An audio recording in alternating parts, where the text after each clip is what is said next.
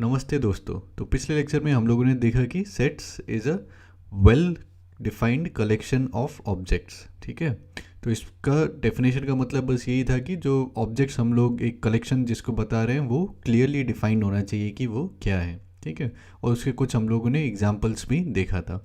अब आज के लेक्चर में हम लोग क्या करेंगे कि हम लोग देखेंगे, सबसे पहले हम लोग देखेंगे कुछ एग्जांपल्स देखेंगे जो कि मैथमेटिक्स में यूज़ करते हैं हम लोग, जो सेट्स बहुत बार यूज़ होता है थ्रू आउट मैथमेटिक्स। तो पहले उसके कुछ एग्जांपल्स देखेंगे, फिर हम लोग देखेंगे कि सेट्स को रिप्रेजेंट कैसे करते हैं। मतलब एक तरीका है कि आप एलिमेंट्स को लिखते जाओ इंडिविजुअली, उसको रोस्टर या टेबुलर फॉर्म कहते हैं। और दूसरा तरीका है कि आप एक रूल के तहत उसको एक्सप्लेन करो या फिर बिल्ड करो, जिसको हम लोग सेट बिल्डर फॉर्म कहते हैं। ठीक है, तो ये हम लोग आज के लेक्चर में सीखेंगे। ठीक है, तो स्टार्ट करते हैं। तो सबसे पहले सेट्स यूज्ड इन मैथमेटिक्स। ठीक है, तो ये सारे सेट्स आपको थ्रू आउट मैथमेटिक्स आप जब भी पढ़ते रहोगे तो आपको ये चीज़ दिखते रहेगा। ठीक है, तो कुछ एग्जांपल्स देखते हैं। पहला है the set of all natural numbers. ठीक है, और सेट्स को जनरली हम लोग कैपिटल लेटर से डिनोट करते हैं। ठीक है, तो हमारे पास यहाँ पर n है, तो set of all natural numbers, तो ये क्या हो गया, सारा जितना भी हमारा 1 2 3 4 5 6 7 8 एंड 9 जो भी ऐसे करके ये जाते रहेगा।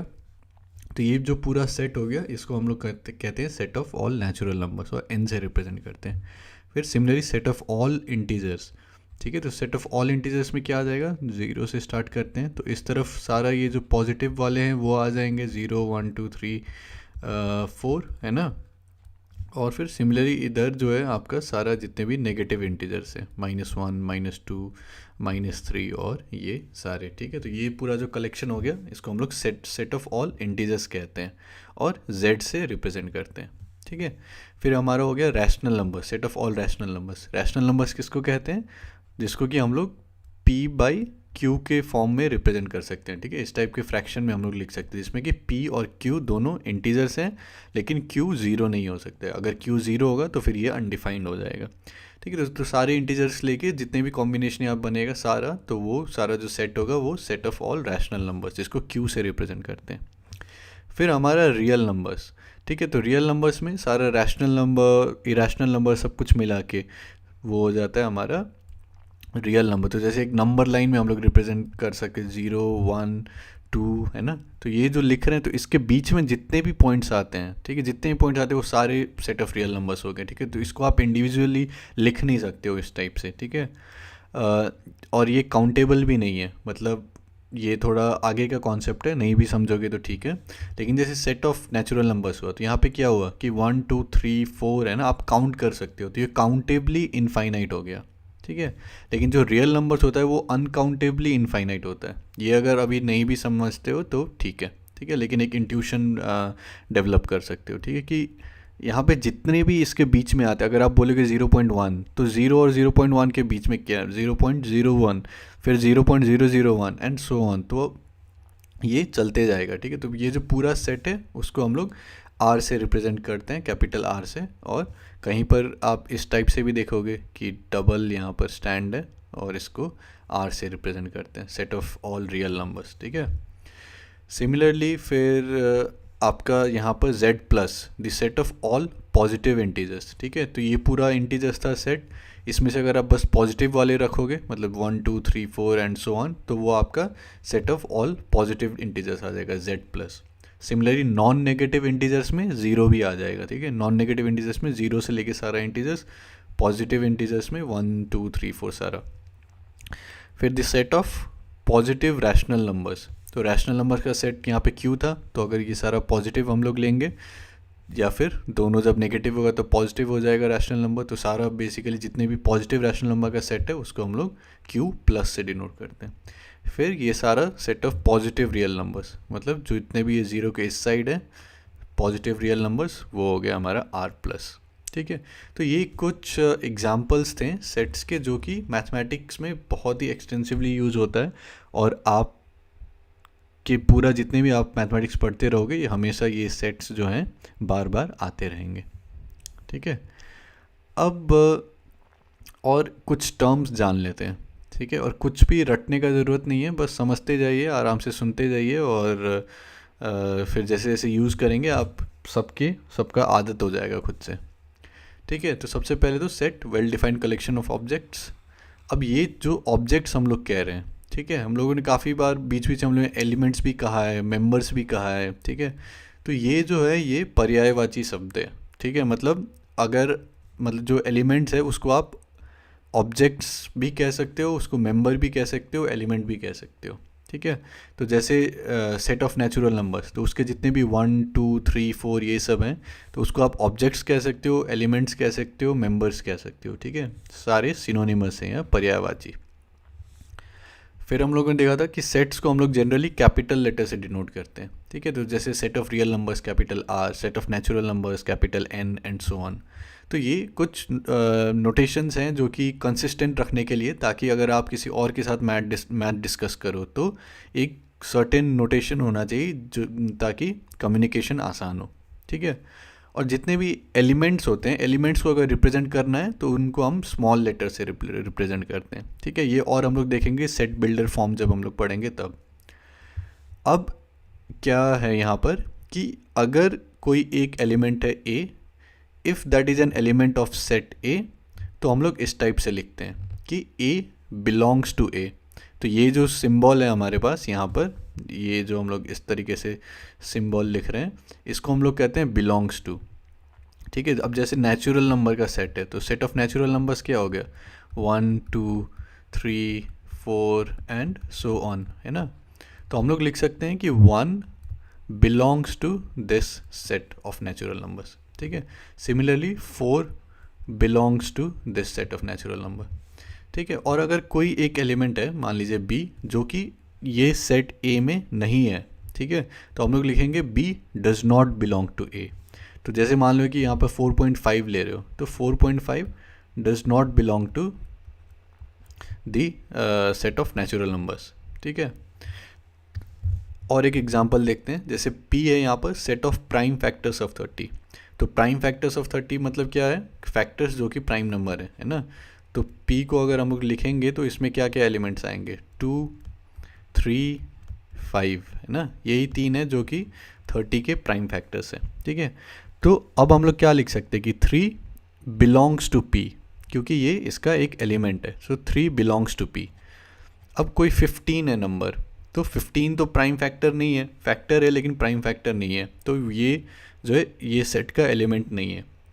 तो हम लोग लिखेंगे 15 does not belong to p, ठीक है। सिमिलरली यहाँ पर 2 था, तो 2 बिलोंग्स टू p, ठीक है। तो ये कुछ नोटेशंस हैं जो कि हम लोग यूज़ करते हैं। तो ये सबको सुनते जाइए, आराम से लिखते जाइए थोड़ा बहुत, और जैसे जैसे हम लोग प्रैक्टिस करेंगे ये सब आदत होते जाएगा, आप खुद ये सब बोलना स्टार्ट करोगे, ठीक है। तो बैठ के रटने का ज़रूरत नहीं है कुछ भी। अब नेक्स्ट हम लोग क्या देखते हैं कि सेट्स को हम लोग रिप्रेजेंट कैसे करते हैं, ठीक है। रिप्रेजेंटेशन बहुत इंपॉर्टेंट है, क्योंकि आपको कम्युनिकेट करना है चीज़ों को, ठीक है। जो चीज़ आप बताना चाह रहे हो वो दूसरा वाला भी समझे। जैसे आपने कुछ लिख दिया तो सामने वाला को भी समझ में आना चाहिए। तो कुछ नोटेशंस हैं या फिर कुछ रिप्रेजेंटेशंस हैं जो कि सारा वर्ल्ड वाइड फॉलो होता है ये मैथमेटिक्स में, ताकि कम्युनिकेशन आसान हो, लोगों को समझ में आए कि कौन क्या बताना चाह रहा है, क्या हो रहा है। तो देखते हैं क्या क्या है, सीधा एग्जाम्पल से समझते हैं, ठीक है।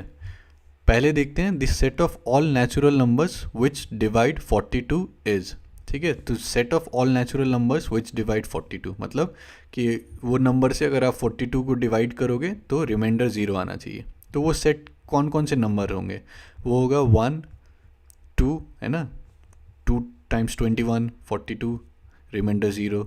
फिर 3 टाइम्स 14 42, रिमाइंडर 0। फिर 6 टाइम्स 7 42 0। तो ये जो सारा सेट हो गया ये आपका नेचुरल नंबर्स हो गया जो कि डिवाइड करता है 42 को, ठीक है, मतलब रिमाइंडर 0।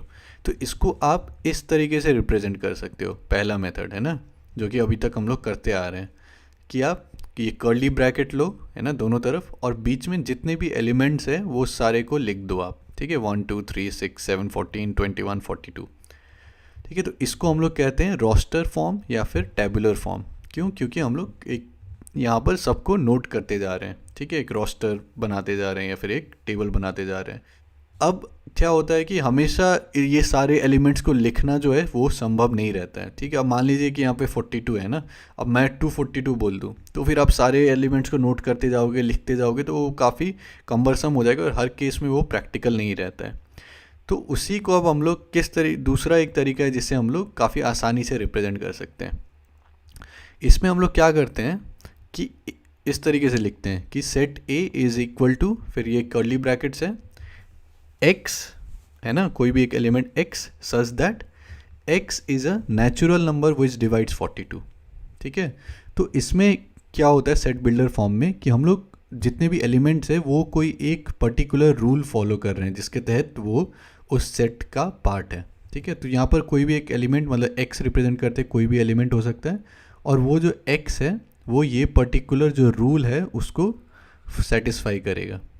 ठीक है, तो a is equal to x, और ये जो हम लोग का कॉलन है दो तो डॉट, तो उसको हम लोग कहते हैं such that a is equal to x such that x is a natural number which divides 42।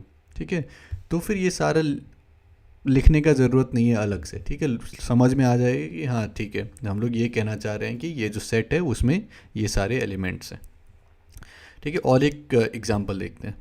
This set of all vowels in the English alphabet is, तो जितने भी कितने वावेल्स हैं, हमारे 5 वावेल्स हैं इंग्लिश में, तो ये जो सेट होगा उसको हम लोग या तो रोस्टर फॉर्म में लिख सकते हैं AEIOU है ना, तो ये सारे एलिमेंट्स हो गए, या फिर हम लोग लिख सकते हैं B is equal to y such that Y is a vowel in the English alphabet. ठीक है, तो ये सेट बिल्डर फॉर्म में तभी लिख सकते हैं जबकि सारा जितने भी यहाँ पे एलिमेंट्स हैं वो कोई एक पर्टिकुलर रूल जो है उसको फॉलो करेगा। ठीक है, और जितने भी एलिमेंट्स है ये सेट में, उसके बाहर कोई ऐसा एलिमेंट नहीं होना चाहिए जो कि इसको सेटिस्फाई कर रहा है।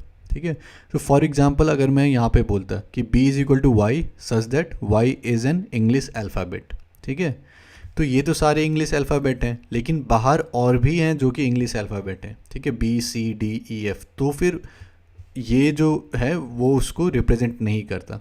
ठीक है, लेकिन जब भी अगर हम लोग इस टाइप से लिख रहे हैं तो ये सारे जितने एलिमेंट्स हैं वो इसको सेटिस्फाई करना चाहिए।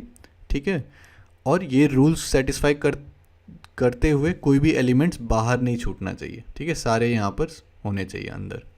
जैसे कि और एक एग्जांपल देखते हैं, this set of odd natural numbers. ठीक है, तो हम लोग स्टार्ट करते हैं यहाँ से, c is equal to z such that z is an odd natural number.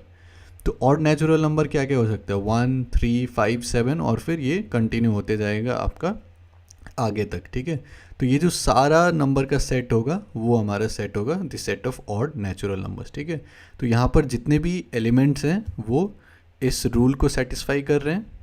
ठीक है, और इस रूल को सेटिस्फाई करने वाला कोई भी एलिमेंट ये सेट से बाहर छूटा नहीं गया है। ठीक है, तो ये दो चीज़ आपको ध्यान रखना पड़ेगा जब इस तरीके से आप रिप्रेजेंट कर रहे हो। ठीक है, तो इसमें हो गया ये जो फॉर्म है जिसमें सारे एलिमेंट्स को हम लोग लिखते हैं उसको हम लोग कहते हैं रोस्टर या टेबुलर फॉर्म, और ये जो दूसरा मेथड हो गया जिसमें कि हम लोग रूल्स को डिफाइन करते हैं तो उसको हम लोग सेट बिल्डर फॉर्म कहते हैं। और ये रोस्टर फॉर्म में और एक चीज़ यहाँ पे कि जब बहुत सारे एलिमेंट्स हैं तो फिर हम लोग उसको डॉट डॉट डॉट डॉट से भी रिप्रेजेंट कर सकते हैं, क्योंकि यहाँ पर ऑब्वियस है कि अगला क्या होगा 9, फिर 11, फिर 13, फिर 15 एंड सो ऑन। ठीक है, अब इसको एंड करने से पहले कुछ चीज़ें नोट करने के लिए कि जब हम लोग सेट को रोस्टर फॉर्म में लिख रहे हैं तो एलिमेंट को हम लोग जनरली रिपीट नहीं करते हैं। ठीक है, इसका मतलब क्या हुआ कि अगर हम लोग एक सेट बना रहे हैं such that this set of letters forming the word school. ठीक है, तो ये जो स्कूल है, स्कूल का कौन कौन से लेटर्स जो हैं ये वर्ड फॉर्म कर रहा है, तो कौन कौन सा लेटर मिलके ये स्कूल बन रहा है, S। ठीक है, तो S हो गया, फिर C, इसको यहीं पे लिखते हैं, तो S हो गया है ना, C हो गया, फिर H हो गया, फिर O हो गया, और फिर L है ना। तो यहाँ पर हम लोग O को 2 बार यूज़ करते हैं। ठीक है, तो जब भी हम लोग सेट यहाँ पे रिप्रेजेंट कर रहे हैं कि दिस सेट ऑफ लेटर्स जो कि ये वर्ड बना रहा है। ठीक है, तो वो सेट ऑफ लेटर्स में हम लोग O को दोबारा मतलब 2 बार एलिमेंट्स को लिखने का ज़रूरत नहीं है, बस एक बार लिखने से काम चल जाएगा। और ये ज़रूरी नहीं है कि मतलब इसका ऑर्डर कोई मैटर नहीं करता है, इसको आप पहले H को भी लिख सकते हो, फिर O, फिर L, फिर C, फिर S। मतलब ये जो सेट है, और इसको अगर मैं इस तरीके से लिखूं HCOSL, ठीक है, तो ये कोई अलग नहीं हो गया, ठीक है, दोनों सेम ही चीज़ हुआ। मतलब इसका जो ऑर्डर है कि कौन किसको पहले लिख रहे हो किसको बाद में लिख रहे हो वो मैटर नहीं करता है, और हम लोग कोई भी जो एलिमेंट होता है उसको रिपीट नहीं करते हैं, ठीक है। तो आज के लेक्चर को अगर समराइज़ करना है, take away message, take home message, तो क्या हो गया कि हम लोग जो एलिमेंट्स होते हैं उसको ऑब्जेक्ट्स भी कहते हैं, मेंबर्स भी कहते हैं, ठीक है। सेट्स को हम लोग कैपिटल लेटर से डिनोट करते हैं, जो एलिमेंट्स होता है उसको स्मॉल लेटर से डिनोट करते हैं। अगर कोई एक एलिमेंट कोई सेट में बिलोंग करता है उसको हम लोग इस तरीके से रिप्रेजेंट करते हैं कि A बिलोंग्स टू A, ठीक है। मतलब ये जो स्मॉल a है element, this belongs to this capital set A, मतलब 3 belongs to this set of prime factors of 30 and so on, ठीक है। और सेट्स को रिप्रेजेंट करने का 2 तरीका है, एक है रोस्टर फॉर्म या टेबुलर फॉर्म जिसमें कि हम लोग सारे एलिमेंट्स को नोट डाउन करते हैं, और दूसरा है सेट बिल्डर फॉर्म जिसमें कि हम लोग इस तरीके से रिप्रेजेंट करते हैं कि x कोई भी एक एलिमेंट हुआ सच दैट x इज़ अ, जो भी रूल है यहाँ पर, x is a natural number which divides 42, या फिर z such that z is an odd natural number, तो वो रूल हम लोग यहाँ पर लिख देते हैं, ठीक है। और जब भी सेट्स है तो एलिमेंट्स रिपीट करने का ज़रूरत नहीं है, एक ही बार वो एलिमेंट्स को लिखेंगे, और ऑर्डर मैटर नहीं करता है, ऑर्डर आगे पीछे हो सकता है, ठीक है। तो इन समरी आज के लेक्चर में यही था। अब नेक्स्ट लेक्चर में हम लोग और थोड़े एग्जाम्पल सॉल्व करेंगे ऑन ये roster form, tabular form, set builder form, ये सब पर हम लोग कुछ और एग्जाम्पल सॉल्व करेंगे, ठीक है। तो धन्यवाद। अगर कोई भी डाउट्स हैं तो कमेंट्स में लिख दीजिए, और अगर वीडियो अच्छा लगा हो तो दोस्तों के साथ शेयर कीजिए, वीडियो को लाइक कीजिए और चैनल को सब्सक्राइब कीजिए। धन्यवाद और मिलते हैं नेक्स्ट लेक्चर में।